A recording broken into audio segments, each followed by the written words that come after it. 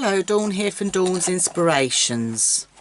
I shared this project over on Facebook and a lot of you have been in touch asking if I would do a video tutorial showing you how I made it. It's very simple to do. You've got your nice box here to pop a gift on the, I've done this for the Christmas table, and then you've got your card base that you can personalise with your name, and then that just sits nicely in there to go on the Christmas table. So let me show you how I've done it. I'm using the double-sided box dies from Crafter's Companion, and I've used the smaller size of these. So I've already gone ahead and cut this out, and when you're using these, don't worry that your plates look like this. This is quite normal, okay, so do not be concerned at all. So I've just passed that through my Gemini machine. So let's take that out. So you've got your box base and your box lid, and if you're worried which is box base and which is box lid, if you pop the two together you can see that one is slightly bigger than the other, so you know the bigger one is the box lid. So let's just now score these over, because you do need to go on the score lines and get these nicely scored and burnished. So I'm just going to go in with my hand to start with. That's it. Get that on the right line, because you'll notice on the box lid you'll have two lines. It's just the way the die is made. Okay, so I'm just turning these both ways and then going with my bone folder and give these a really good burnish. Okay, so just pop that over there. So we're going to make the lid in the normal way, but obviously I'm going to make my base slightly bigger. Okay, so for the lid, for quickness, I'm just going to go in with a tape pen, but if you're doing this at home, and obviously these are the type of things that you can bring out year after year at Christmas, I would use tacky glue, okay, because you've got a nice quick grab on there, and you know once you've made it with that it's not going to go anywhere at all. Okay, so that is the lid already done, and then for the base you're going to do exactly the same again. You're going to fold your score lines. Now we're going to make the box size bigger. I've done this in a couple of videos now, but if you haven't caught up with those videos, check out my YouTube channel and you'll see those videos on there. And for more information, just pop over to my website, dawnsinspirations.com, and you'll find the information there. So we're going to make these sides bigger on the box, and this is the nice thing about these box dies, you can. So from the same cardstock, which is the Centura Pearl, I've just cut myself 4 strips, okay, and these are measuring 2.5 by 3.5. So what I'm going to do is turn that over. Now you can take your tabs off, choice is entirely yours. If you want to snip the tabs off or leave the tabs on, doesn't really matter. So I'm going to go in with my tape pen. You would go in with your wet glue, and I'm going to butt that up. I've got the 2 straight edges together. If you're not happy that the straight edges aren't level, just do that again, and then in with your bone folder just to secure that. It helps the glue to sort of merge into the fibres of the cardstock. So again, butting up, flap that over, down we go, and you're going to do that on all 4 sides. And this is how, with any of these box dies, you would make your boxes taller. And of course, by making your boxes taller, it opens up the possibilities for so many more projects. So I haven't cut the tabs off this time. I could do quite easily, but I've not worried. So I'm going to line this last one up here, Okay, so if you flip that over, you'll see they're where they need to be. Okay, now you'll notice on your box base you've got these little nicks in here. So what personally I would do is just do your little triangles, because it will just help your box come together tidily. So if I'd cut those off, I would still go in and add a triangle, because it just helps everything sit nicely together. So just pull those off. Okay, and that's where I want it. Now what we've got to do is we've got to get these score lines to run along here. So how you're going to do that is bring your scoreboard in. Okay, I've got a black line down the middle of my scoreboard here. It's just easier really, because what you'll then do is you're going to line your black line with the edge of your box here. Can you see where I've got my stylist here? And then all you're going to do is you're going to run it down that side there. So then that is going to give you your nice scored line. So just butt everything up together. Do the same again. So you would do exactly this on any of the size boxes if you wanted to make them bigger. And really, to me, it just makes more of your dies. And as a crafter, I want to get the most out of any product that I'm buying. So just bring that in there and do that. Okay, move that out the way. And again, going in with our bone folder, giving nice firm burnish.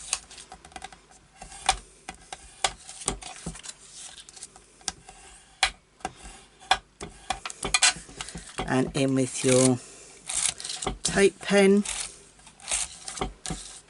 or wet glue if you're using wet glue.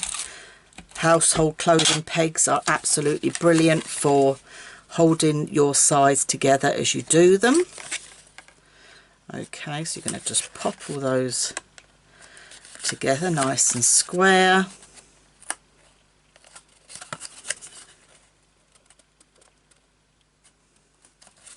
Okay, so that is your box base and your box lids. Okay, and then you're going to go ahead and decorate. So for the lid, I've got some patterned cardstock, which is 2.5 inches by 2.5 inches.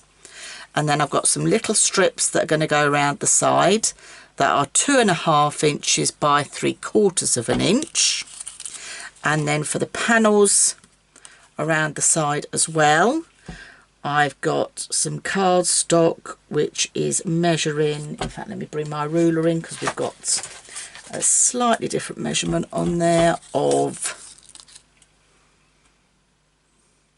we've got 2 3/8 inch by 2 3/8 inch. Okay, so it's just under that 1/2 inch mark. And what that's going to do, if you fast forward on, what that's going to do then is just mat and layer your box. Okay, so that is your box done, and then all I've done is I've got a nice little ribbon that I've just glued on the top with some 3D glue gel. So that's your box made. Now let's make the card base for it to go onto.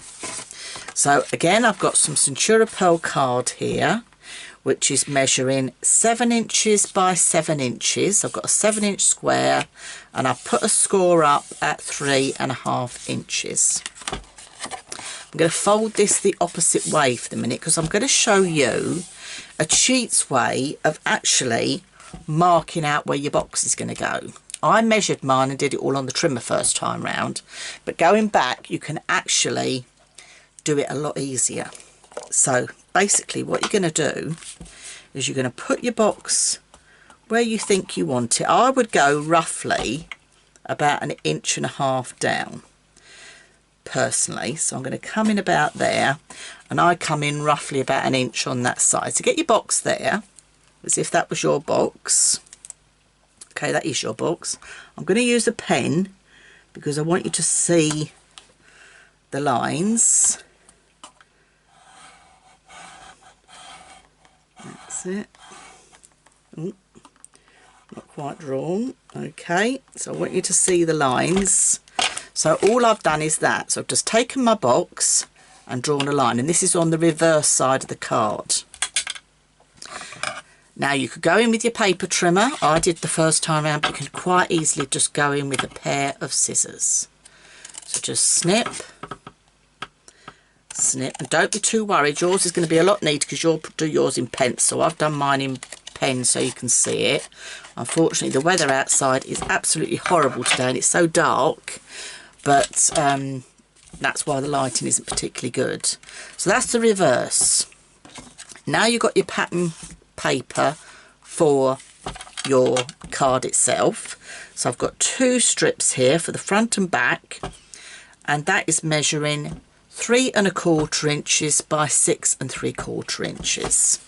So these are going to sit so you've got a nice little trim all the way around. Can you see like that? You've got a nice gap all the way around. So hold that where you want it, turn on the reverse again, you'd go in with a pencil and just draw a square. Okay, now put your 2 together, reverse side like you would in sewing patterns, because we can cut the 2 out together. But bear in mind you're just going to cut slightly larger because you want that gap of just that 1/8 of an inch all the way around. Again, personal preference. You don't have to if you don't want to. I like it that way. But so round on that one and then straight down. And this is just making it, I'm just trying to show the easiest way of doing it because so many of you have been in touch. And then I'm just going to tidy up that corner a little bit. Okay. And turn our card the right way around now. Okay.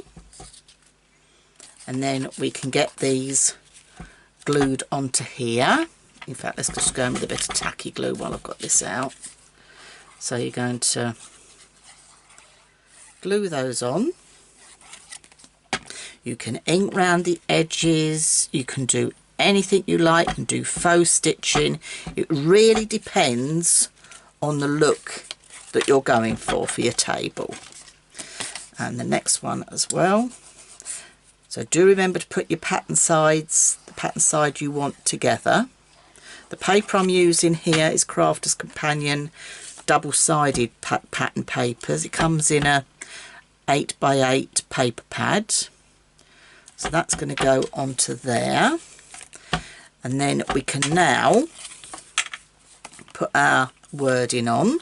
So I'm going to make this one for my daughter. So I personalised the other one. And some of you said you couldn't see it very clearly. It depends how much you want something to stand out. I wasn't too fussed that it didn't stand out that much. You could use glitter card, you could use mirror card. You know, the choice is entirely yours. It's the look that you're after for your Christmas table. I just think these make a lovely setting.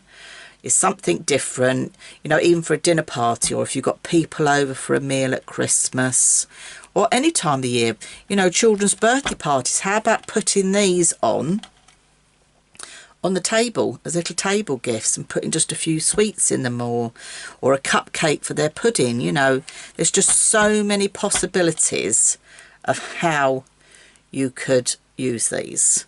So I'm going to pop her name on here. Now with the one I've done this time, this is my daughter Lauren, I've actually drop shadowed it. If I bring in the one I did that you all saw, I've just done mine just as a single layer. But this is what I said, it's all personal choice and depending on the look you're after. And the nice thing about it is you don't have to worry about the length of the names. This is why I just wanted to show you this as well. I've just used some dies that I'd had in my crafty stash. You could stamp a name on there. You don't have to put any name on there if you don't want to. The choice is entirely yours. It's your project, so you can do with it what you wish. So I'm just going to pop a little bit of glue, a bit more on my hand there, just to pop these little snowflakes on. So depending on your theme, you know, for children you could put little candy canes and little snowmen on there. The choice is yours. And then to finish off, I've just got some coloured gems here, so I just pop one of those in the snowflakes. But you can see how quick and easy this project is to do. I'm absolutely delighted that you've liked it and wanted to know how to make one. I hope this video is easy enough for you to all follow and enjoy. So I'm just popping a couple of more gems on there just to finish that off. I just think it makes it look very grown up, this look. So let me pop that to one side. Let's put the lid on our box. You can see it's a nice substantial size for putting a table gift in. So your card would stand on its side as a 10-fold card, and you would pop your box in there, so you can see how nicely that fits. So hopefully I've shown you the quickest and easiest way to make this project work, so your boxes will fit beautifully inside your cards. Thank you for all your lovely comments, and I hope you too will be making some of these for your Christmas table this year. I'm Dawn from Dawn's Inspirations. If you haven't subscribed to my YouTube channel, please pop along and do so, and then you won't miss out any time I make a quick video like this to pop on there. Thank you for watching. Bye for now.